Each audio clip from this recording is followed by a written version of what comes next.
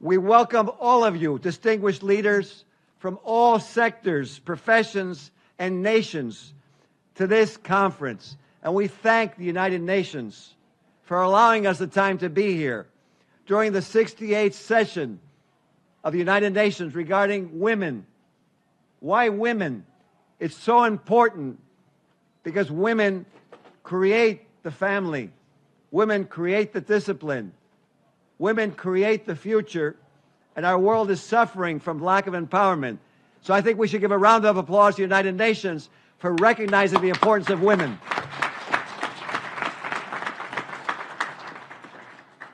Our group believes in the necessity for the empowerment of the UN Sustainable Goals, for women, for justice, for right to education, for a sports, team-oriented, disciplined philosophy that's life.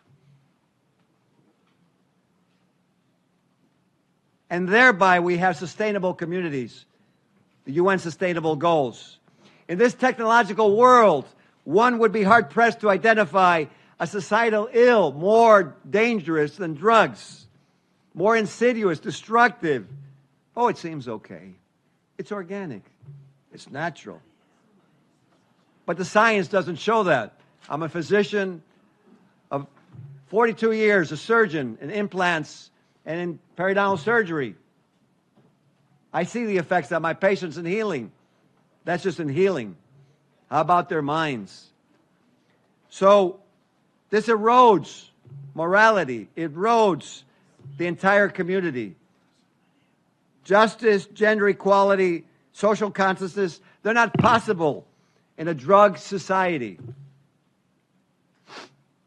Drug abuse affected a staggering 275 million people worldwide in 2021, while over 39.5 million were suffering drug abuse disorders. This comes from the 2021 UNODC report. This is not my report. United Nations Office of Drug Control. 109,000 Americans died in 2022. Let's compare that to the war in Vietnam. Of 10 years, 58,000. If we multiply 109,000 times 10, that's 1 million people in 1 year. It's a very silent war. It seems innocuous. It seems like nothing is happening. In the Northern Triangle of Honduras, the drug problem is mainly responsible for the skyrocketing violence. In Honduras, femicide has increased by 93% since 2009, directly linked to the increasing levels of sexual violence and sex trafficking. Between 2005 and 2010 in Europe and the Americas, women's lifetime use of tranquilizers and sedatives far exceeded those of men. And yet women are relegated to low-level positions in most of the world. In Latin America, between 2006 and 2011, the female prison population almost doubled, with the vast majority incarcerated for drug-related offenses. The prison systems lack the gender-sensitive policies to protect the women. We don't have to go into why in the prisons. It's obvious. Substance abuse is the cause of gender-based violence. How can you have rationality and logic if the person committing the crime, the abuse, is taking drugs? And what kind of society are we fostering if we're legalizing what's leading to destruction of women and families? I don't think it's a very good one. Our global responsibility is outlined in the Article 3 and 33 of the Convention on the Rights of the Human Child, as adopted by the United Nations General Assembly on 20 November 1989, almost 35 years ago. What does it state? That in all actions concerning children, and obviously the mothers of those children, the best interest of the child shall be the primary consideration. Why? Because the child is the future of our world.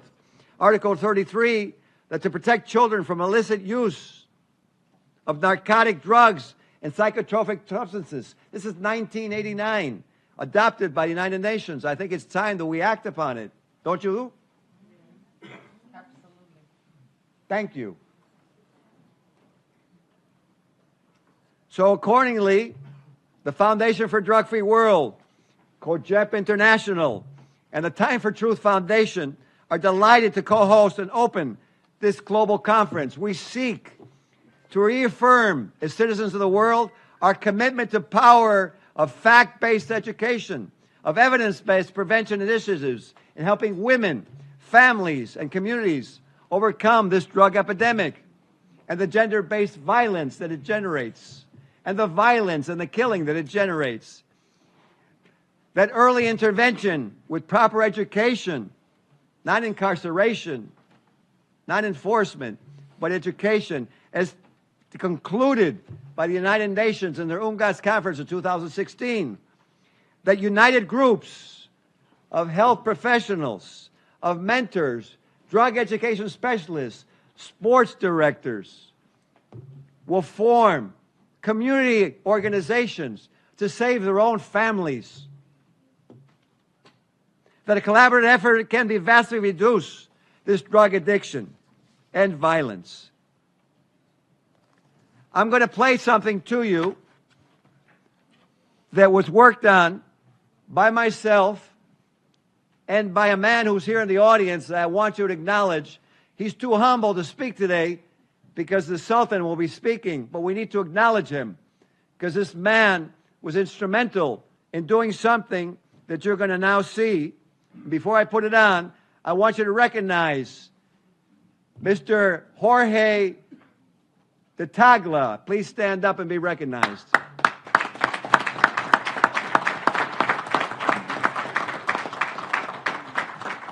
Mr. de Tagla won an International Freedom Medal for caring about his community and caring for happiness. And so he brings you this along with Drug-Free World International and myself, someone to give a knockout blow to drugs. Here we go.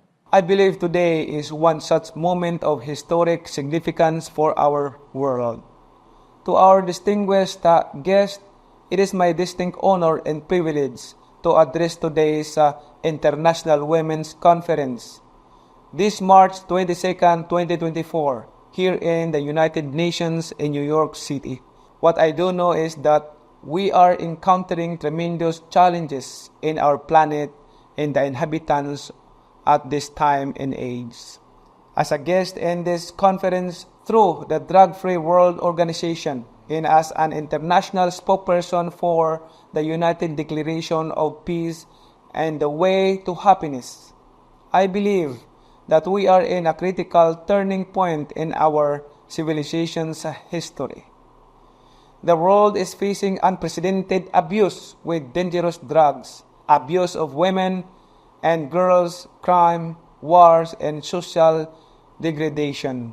This is my own personal experience of growing up in extreme poverty in the Philippines and how I became a victor and not a victim of my circumstances.